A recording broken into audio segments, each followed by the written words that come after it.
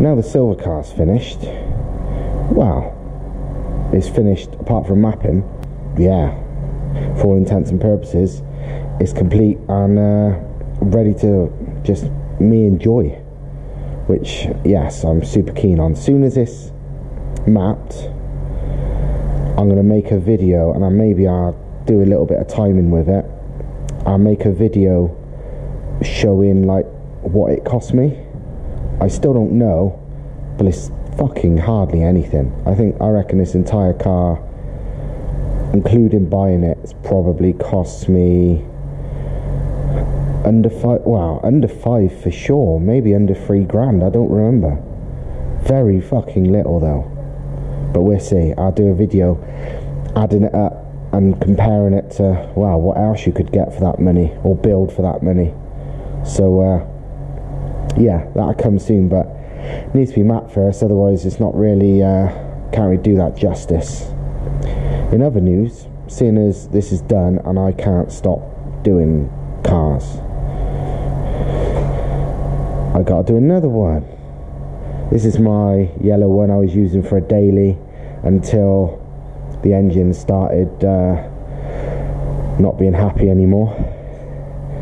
Still runs, but it was, I don't know, something wrong with it. It was overheating. I mean, it was on its last legs anyway. The engine was a bit smoky from cold start. It was a bit noisy from cold start. It was the typical old MR2 piece of shit. And it is a piece of shit, to be fair. This is the good side. This side makes it look nicer than every other thing, and the camera makes it look nicer than it really is. But I think it's had 16 previous owners. It's been written off in the past, you know, like a cat COD, you know, minor damage, but writes it off because these are worthless. Probably stank when I bought it even. It was disgusting. It's filthy now. It was filthy when I bought it. The paint on the boot lid's knackered. It's got a dent on the other rear quarter. I reckon the damage it had wrote it off. I don't know. It's got a dent on that rear quarter, but that might be unrelated. But I reckon mostly it was the front. I reckon it was hit, or it hit something fairly lightly on that corner, because it's got a facelift bumper and headlights, which this is a pre-facelift, and it looks to me like a little bit of repaired damage and stuff. So I reckon it had a mild front ender or something. But either way, it's fucking, you know, horrible. This is like a rare colour. People like it. I think it looks terrible, but that doesn't matter for this. But it's actually surprisingly solid. I mean, these things don't seem to rust much on the body. They get rusty rear subframes, which matters nothing because the subframe on this is pretty much a bar straight across. There's fuck all to it. And yeah, that's about it. They don't rust badly. So any of them is a good base. If you remember previous videos, I bought that Seat Toledo PD150 to use as an engine donor to put in this. So this would be a 1.9 TDI PD150 powered 6-speed MR2 as a daily. But yeah, I've changed my mind. I'm keeping the Toledo as a daily because it's a fucking brilliant daily. But this is going to be something else. Something else in two ways. Something else as in not that, and something else in the other sense of the word where people's like, fucking hell, that's something else. Because this is about to be made fucking ridiculous. Like, this is my, you know, can be a daily, fairly sensible, good handling, just whatever, you know, just good car. This thing is going spastic, like proper ridiculous. I want it to be a sleeper, so I want it to still look as shit as possible, maybe shitter than it already does, which is no easy task really, because it's already horrible. Not sure exactly how yet. I've not thought of that. That's easy. Anything can be made look as shit as possible. I'll probably keep the soft top just because hard tops kind of hint at, you know, stuff being fast. Convertibles far less so. So probably going to say soft stop. I've actually already ordered 2 roll cages, one for this one for this one. So yeah, I bought them from Caged Laser, who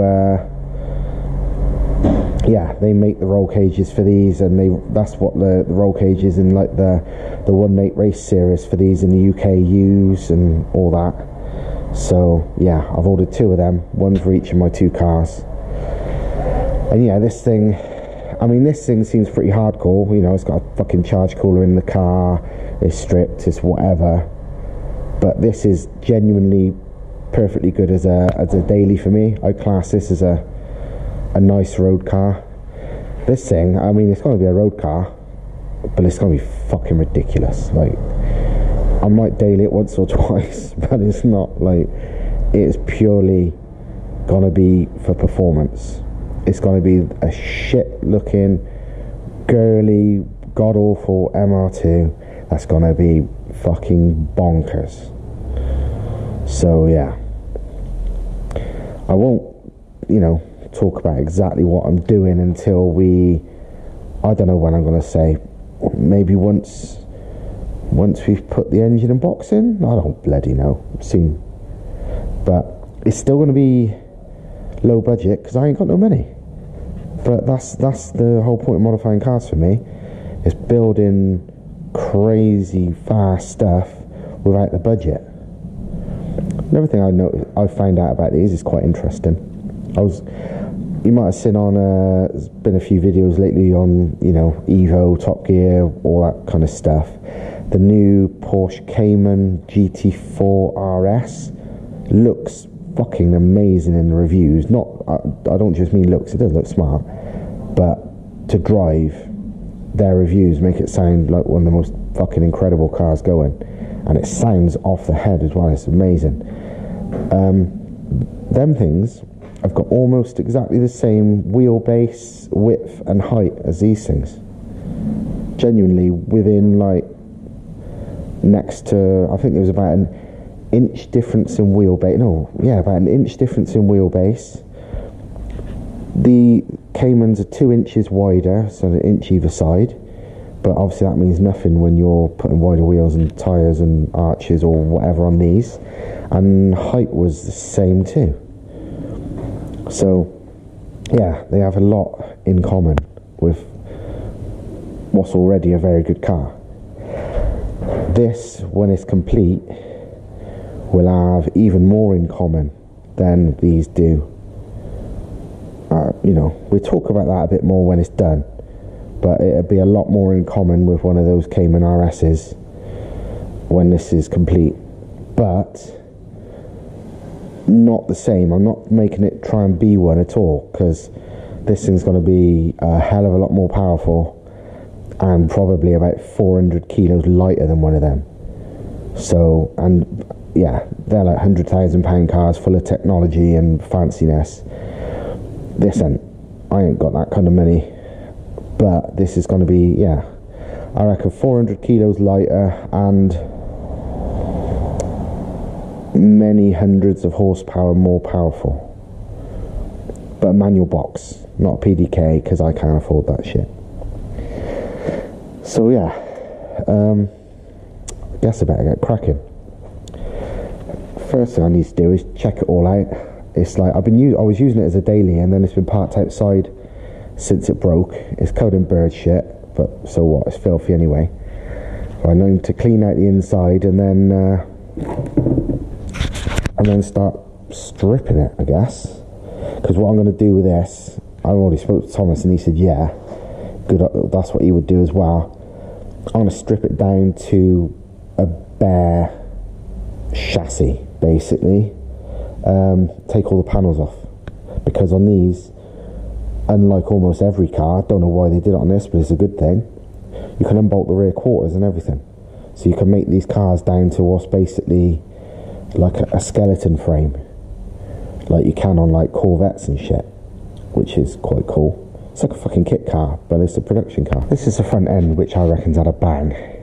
It's weird actually, because like there's overspray here, but there's still the original Japanese sticker there.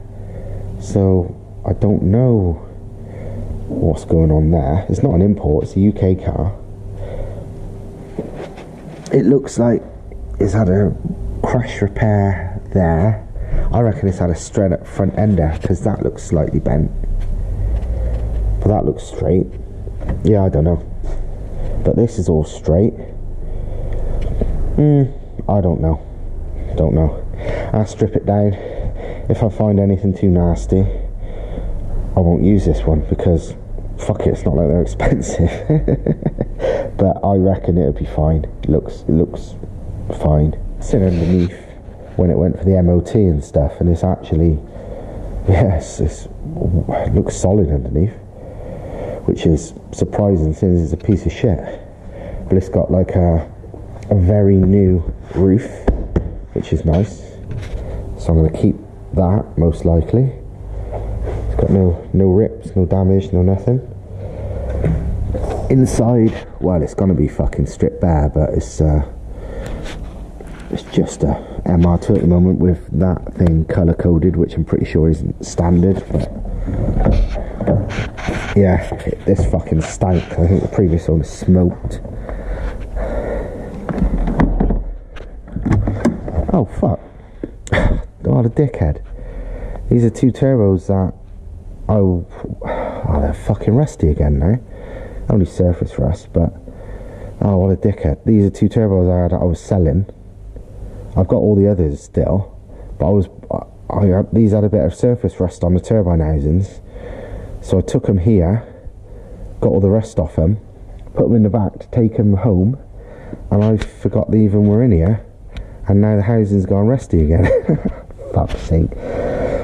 I guess I better do them again then. This is probably the ideal base for what I'm doing. I mean, I paid 600 quid for this as a running driving car, which, you know, with an MOT, so it's alright. This was a better bargain because this was £400. It didn't have an MOT, but it's really nice. This one's a bit shitter, but it's still cheap. So yeah, these seem to be going up in price already as well. There's a lot less sort of 700 quid specials going around these days. Just going through the shit that was in the car, and I found all the receipts. There's fucking loads of them. And the car went to National Day 2021, MR2 National Day. Sounds rubbish. But yeah,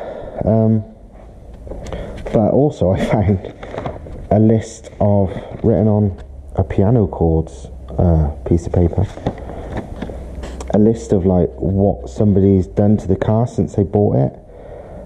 This is October 2019. It says they bought the car.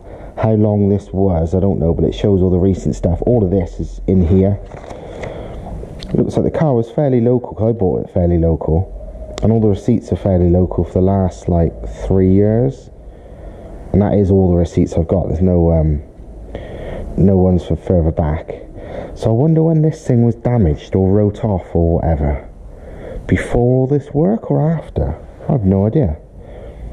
Don't really care, but it's being almost kind of interesting. What it says October 2019, they bought the car for 600 quid. They spent £380 on a new roof and it being fitted. New handbrake cable, which was £206 fitted, which explains why this car actually stops on the handbrake, because most of these things, the handbrake don't work, and you have to drop the fuel tank to do the handbrake, if I remember right. It's a bit of a bugger. But yeah, it's had a new handbrake, then it had MOT, tyre, thermostat, fitting, new water pump. Then it had, at some point, it had an MOT then, and that was like 50 quid, but this must be later on, because it says that adds up all in all to 1,676 quid. So they bought the car for 600 quid and spent like £1,000 on it. Then it says the MOT work maybe for the next year, was £613. Fucking hell. And then a service was 224 quid. So in total, including buying the car, whoever this was, whether this was the last owner or I don't even know, I think he said he'd had it a while, added up to £2,500. So yeah, and I bought it off him for £600.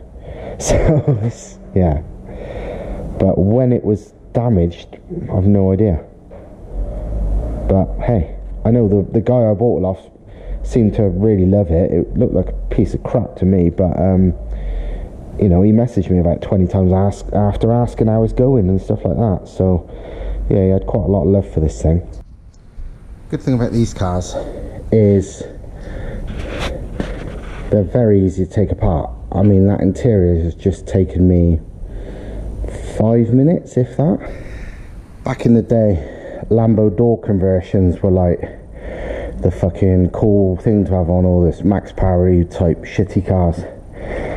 Shall I start a new trend of Lambo rear quarters? Literally vertically opening rear quarter panels.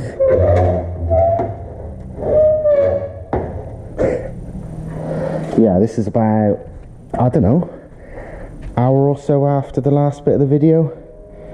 I've been going a bit slower because I stopped and had lunch. I did a big slice in my finger, you know, usual stuff.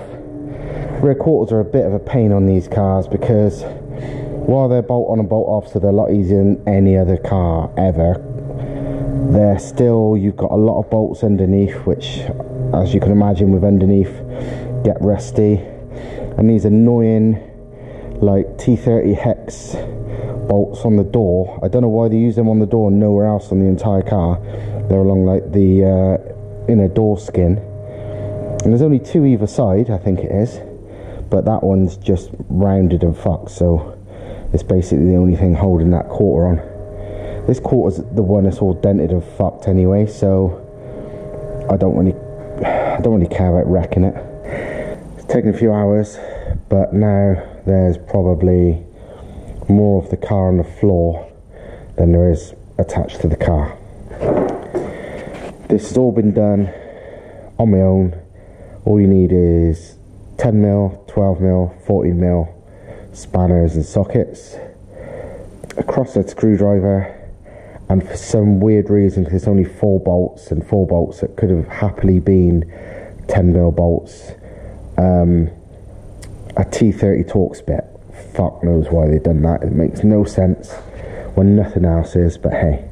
And now it's down to this. It's still all, you know, a complete car, running and driving, you know, all suspension, all steering, all brakes, all engine, all gearbox. It's all there. It's just all the shit's been removed.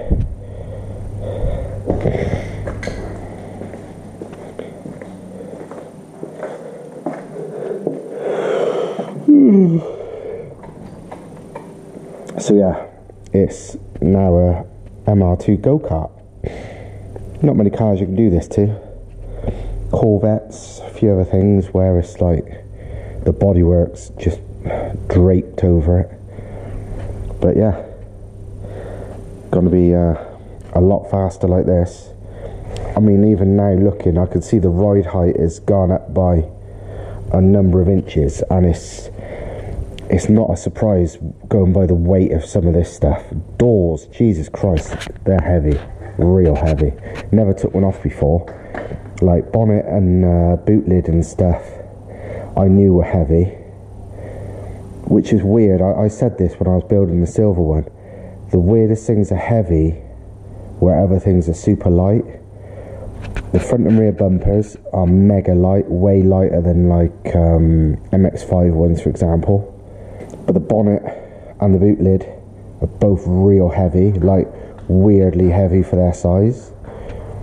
The front wings and rear quarters weigh fuck all, like, you know, nothing.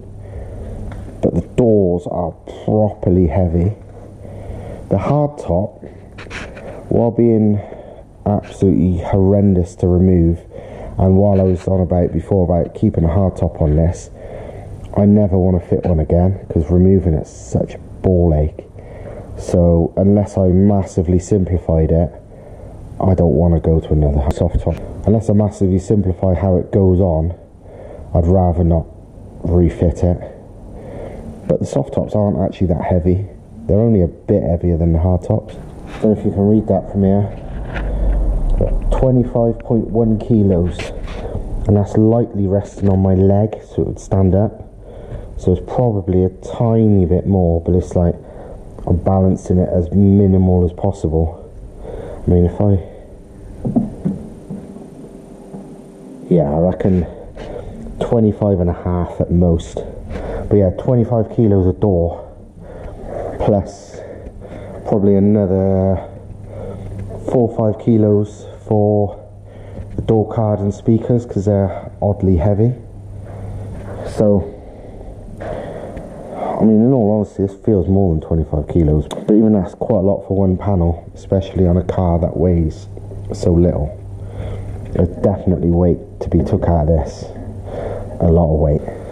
One good thing to come from stripping this down is I got to have a look at, you know, rust and damage. And to be honest, I found nothing of concern. On both sides about there, the sill joint is squashed where some dickheads jacked it up in the wrong place, but it's just fuck all. Every bit of rust I can see inside there and everywhere else is just, it's surface rust. It's not actual rust. It just rubs off. So yeah, all of this is, you know, pretty straight. It had definitely had a front end smash because, but this is a good thing. Here's the replacement slam panel, and it tallies up with the fact it had facelift headlights and facelift bumper. The date on that is 2004, so chances are they were all fitted brand new sometime, don't know, 2004-ish, 2005, something like that. Hence why it's all facelift, because they no longer had the older ones in stock or something, because this is brand new Toyota stickers on it and all that. So yeah, maybe when it had a smash, it was fucking 10 years ago or so. Long time. So yeah, apart from that, I mean, it's like there's crappy surface rust everywhere, but it is just surface rust. The wiring to these lights are a bit of a fucking bodge, but don't care. But yeah, it's all surface. It looks like it was crumpled a little bit there, and they've repaired it, but only slight. This all looks untouched. The chassis rails and everything look untouched.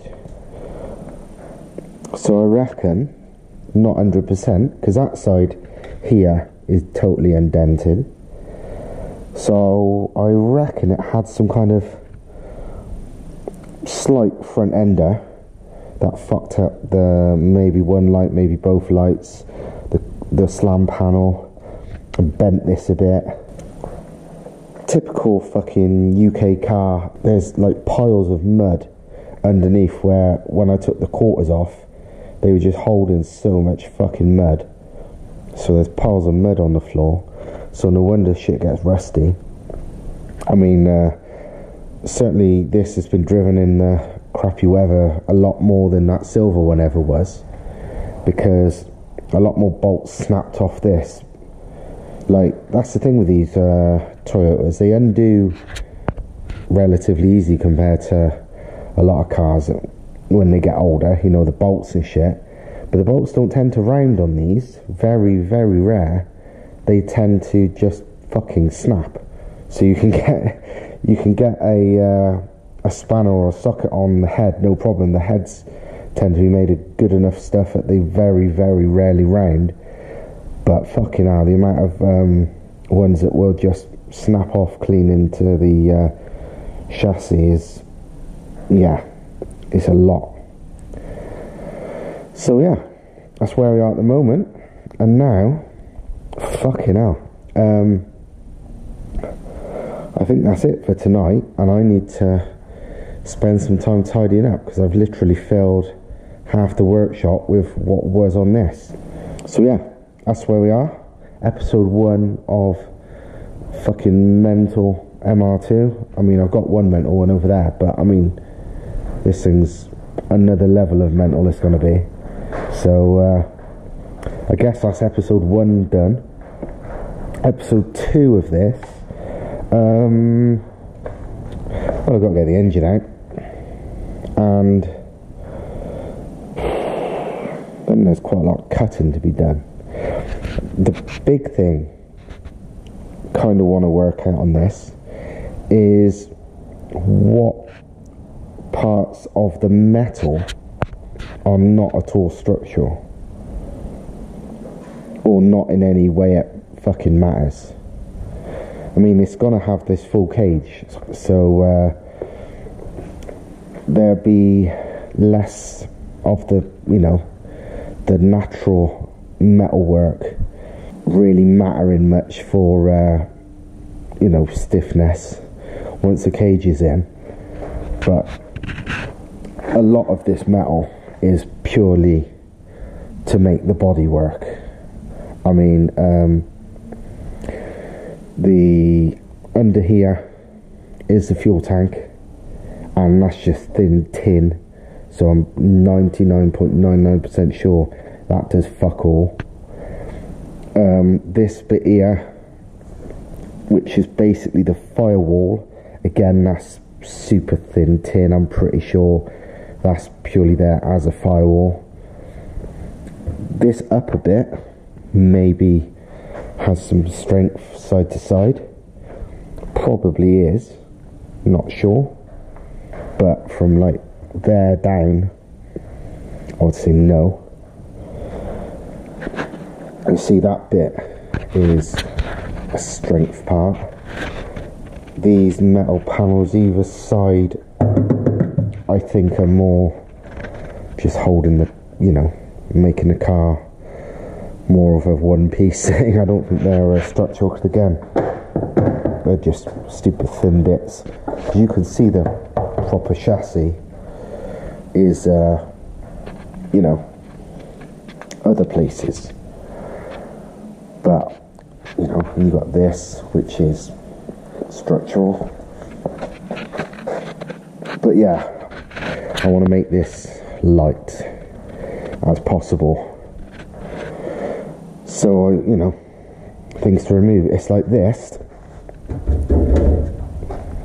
It's not structural at all, but it holds the rear lights and the rear bumper, and it weighs fucking nothing. So it's like there's no point getting rid of it.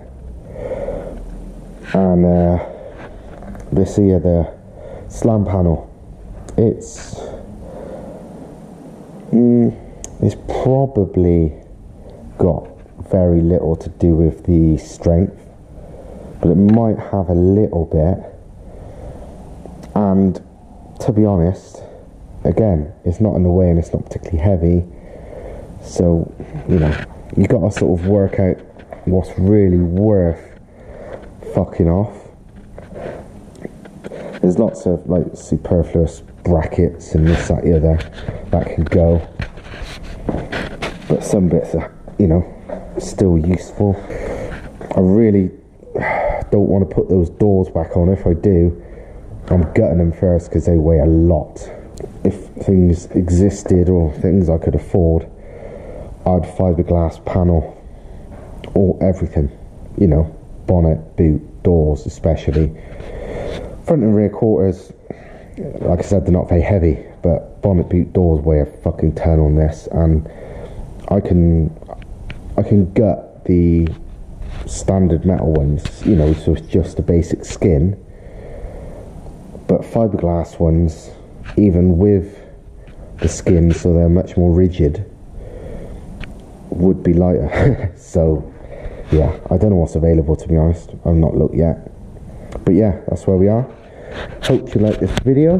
Hope you like me making a fucking mess. And we'll see you soon. Ta-la.